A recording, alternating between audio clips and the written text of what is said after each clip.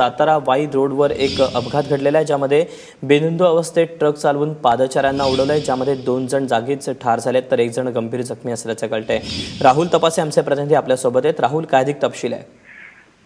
दीपक, अतिशय दुर्दैवी घटना म्हणायला लागणार आहे। मध्यधुंद अवस्थेत ट्रक चालकाने सातारा वाई रोडवरून जात असताना त्याने पादचारी म्हणून जे घराकडे परतणारे जे लोक होते त्यांना रात्री उडवलेला आहे। त्याच्यातल्या 2 जणांचा जागीच मृत्यू झालेला आहे।